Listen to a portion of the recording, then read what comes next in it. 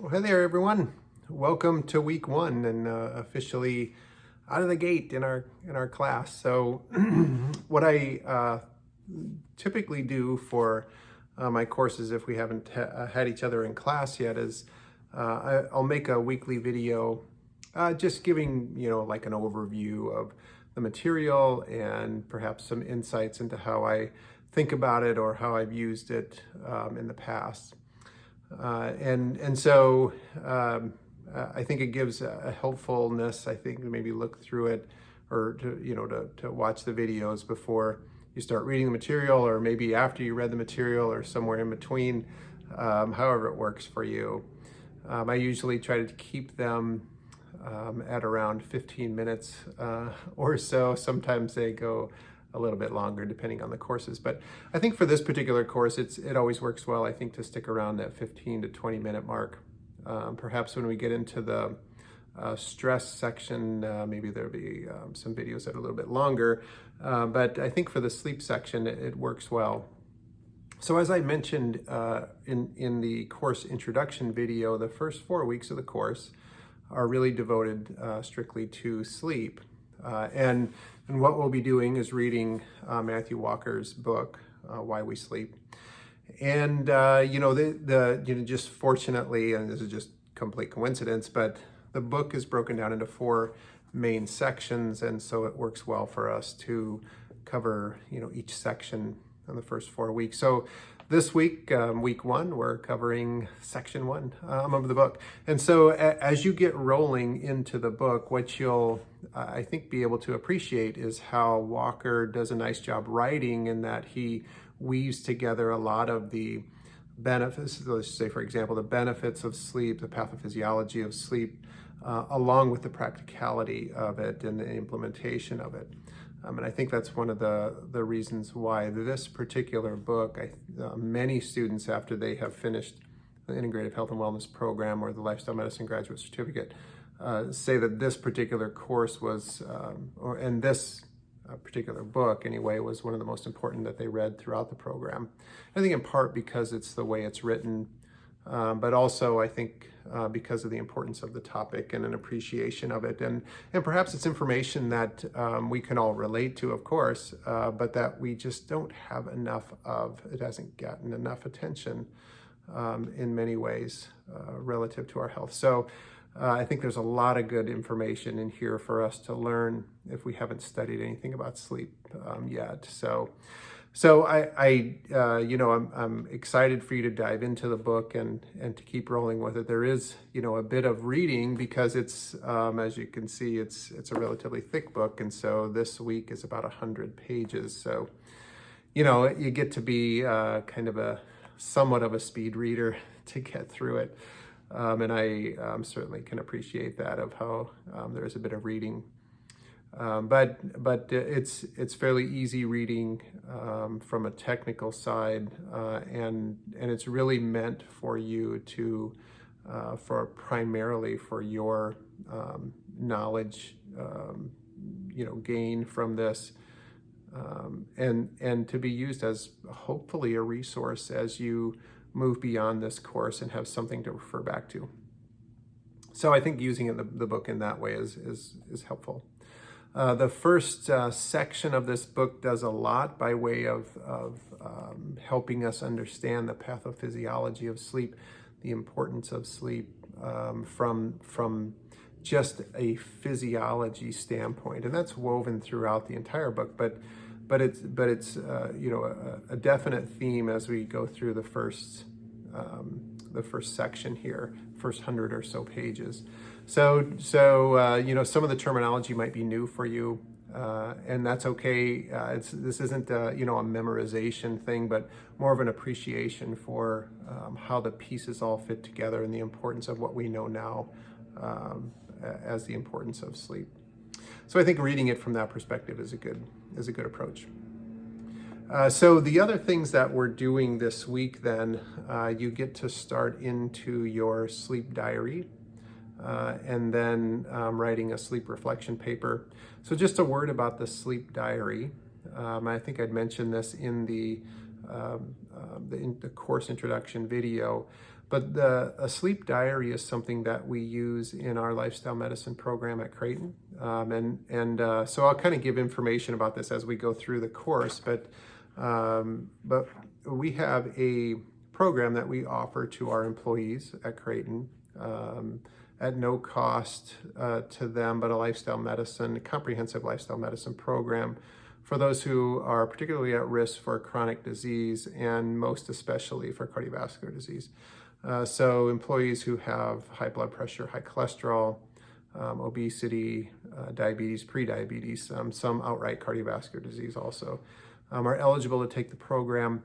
And, we work among many things in the program on a comprehensive lifestyle medicine program that is specifically tailored to them. They meet one-on-one with an individual who helps them manage their lifestyle behaviors, but at the same time, this person is a pharmacist and also manages their medication at the same time. It's an interprofessional program, so we work collaboratively with the other healthcare providers of the employee. And so if there's medication changes that are needed, which often is the case, say as they keep moving through, they require less blood pressure medication, less medication for the diabetes and so forth, then it's easy to make those changes. But we also have folks who talk with them about personal finances, about spirituality, about legal issues if needed. We refer to dietitians or anything that's specific to nutrition. That is more complicated by that way. We have exercise physiology, but we also then of course have the individual's primary care physician, cardiology if they have specialty in cardiology, endocrinology for diabetes, and any other specialties. So it's rather comprehensive in our interprofessional team. And so what we work mostly with is these folks come and see us on a monthly basis, or even sooner. Sometimes it's more than once a month. It's a program that they can stay in for as long as they're an employee of Creighton, for as long as they want to be in the program. And it's been going on for about 15 years now or so. But from a lifestyle medicine standpoint, and this is my point of just giving a little bit of background so you have kind of an appreciation for it, but from a lifestyle medicine standpoint and a health behavior modification strategy standpoint, one of the first things we talk with the employees about who are in the program is sleep. And the reason for that is we feel like if there isn't an emphasis on sleep, that it likely, and that the employee is not getting enough sleep and the quality of sleep quite isn't where it should be, then we really feel like all the other behavior modification interventions and strategies that we hope to implement as we move forward in the program will not be as successful. So we work on sleep first because we feel like if we can be successful at sleep management, then everything else has a good chance of being successful also. If we're not getting enough sleep, then it's going to be hard to manage stress. If we're not getting enough sleep, it's going to be hard to have the energy and the motivation to exercise. If we're not managing sleep, it's going to be hard to have, it's harder to maintain high quality relationships. If we're not managing sleep, it has most definitely a physiological connection to the foods that we should be eating, hope to be eating as far as a healthy food standpoint. And so it really undermines a lot of the other lifestyle behaviors if we're not getting the quantity and quality of sleep. And sleep is, I think, as you'll appreciate as you get through Walker's book, is a relatively complicated topic, but relatively easy to do for those who don't have issues with it. But if you have issue with sleep, like, well, it's harder than not to get a good night's sleep for some people. So anyway, I wanted to mention that, and that sleep is really our first and primary lifestyle medicine intervention above, talking about food. Everybody wants to sort of go to food initially or go to exercise initially. And we say, well, let's pump the brakes for a second. We're going to talk about sleep first, because if we get this right, then we're a lot more likely to be successful implementing an exercise program or a healthy eating program. So one of the strategies we use is to keep a sleep diary, and it is the same diary that you get to use through this course. And as I mentioned in the initial video, is the purpose of the sleep diary or sleep journal, whatever you want to call it, is mostly an awareness piece. Because what we have found in our program is that if we can integrate tools that help the employees or patients now, and we're using them in other settings. But if we can implement or integrate a tool that can help folks make connections between perhaps sleep, for instance, and my craving for sugary foods, then we're making some headway. And you may have noticed this yourself, as I use that example, is if you stay up later at nighttime, you have stronger cravings for sugary foods. And there is a physiological connection. There's a reason for that, and Walker gets to that in his book. But if you can start to make those connections between stress and the blood pressure that you're measuring on a daily basis. Everybody in our program gets a high blood pressure monitor that they use a lifestyle journal to record that in, for instance. So if they can start making patterns, connecting patterns, recognizing patterns, then they're more likely to see the comprehensiveness of healthy lifestyle behaviors and be able to see the benefits. And then there's a much greater adherence to the interventions that we're trying to help them with. So the sleep diary, sleep journal is one of those tools because it's just something that you'll interact with, as you'll see, you interact with in the morning, you interact with it at night, and you'll get to be aware of what your sleep habits look like just because you're writing them down. We use the same strategy for nutrition, and we have a journal that we have folks use to write down what they're eating. We use one for exercise as well. And then in the lifestyle journal, the comprehensive lifestyle journal, we have components in there for stress and other behaviors too. So we feel like it's an important tool, the self-awareness piece. And so we use it in many ways. And so what I wanted to do in this class is have you experience that, and that's why you get to use it over the next 8 weeks. So it's a lot of days. I know that's 2 straight months of recording this, and so you may get tired of it by the end, or you may not. Maybe you feel like it's helpful and you keep going with it even after the class is over. And one note about that too, just as a side note, we implement a lot of tools within our lifestyle medicine program at Creighton, and some of them work for folks and others don't. And it's depends on the individual. So not all tools work for all people. Some work for some work for others. And so we use a wide variety and see what helps folks. And so some people start with the sleep diary, but then don't continue. It's not helpful for them for one reason or another, and so they don't continue. But for this class, you're required to do it for at least 8 weeks, and then you can throw it away after that if you don't like it. The other thing you'll do then, of course, is write a reflection paper about your sleeping for the week, and that's due on Sunday, and there's instructions in the syllabus or the Blue Line site for that too. And so then the other piece is about meditation, and so you get to start meditating and actually get to start doing that hopefully today. The requirement is 5 times a week for at least 5 minutes a day. If you are not familiar with meditation and don't have any experience with it, it's absolutely okay. Don't feel any pressure to be any good at this at all. This meditation, if I can say anything about it, is not a performance thing. Okay, it's not about saying I'm an awesome meditator. You know, that's not the goal at all.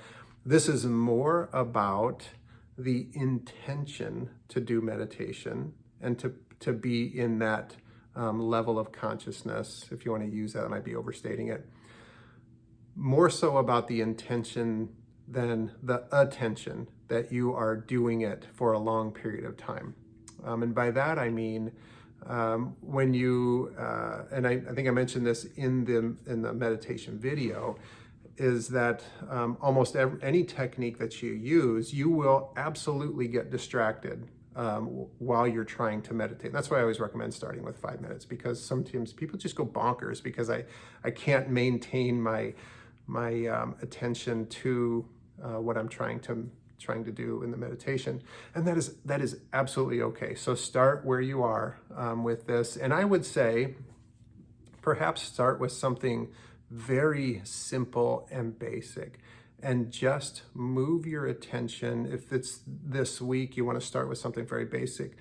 Focus your attention during a 5-minute meditation on just your breathing. So feel your chest rise, feel the coolness of the air perhaps coming through your nose as you're breathing in, and then as you're exhaling, feeling it as your chest drops, and perhaps you feel it in your belly, or feeling the air, maybe the warmer air moving out of your nose. Just try to focus on that kind of thing. So as you do that, of course, after like maybe a half a millisecond, your squirrel brain is going to go, "Ooh, I'm thinking about something else." And it's okay, because this is what we expect to happen. It happens to everybody on the planet, even if you're a master, whatever, meditator. That is human nature, to have your brain always want to be working and doing something, what it feels like is productive.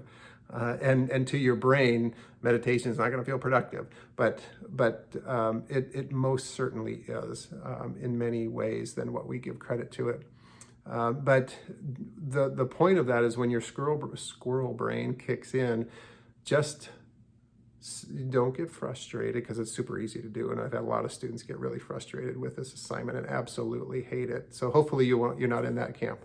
But if you are, my advice to you is to be very patient with yourself in this exercise. And as your mind wanders somewhere else, just let it go. And that's it. It's just let it go and come back to where your focus point is.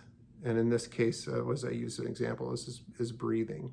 Okay, so just bring your center back to breathing, and then just stay with that for as long as you can. Don't struggle with it. Just relax and stay with it. And when your mind wanders, just say, "Oh well," and bring it right back to the breathing.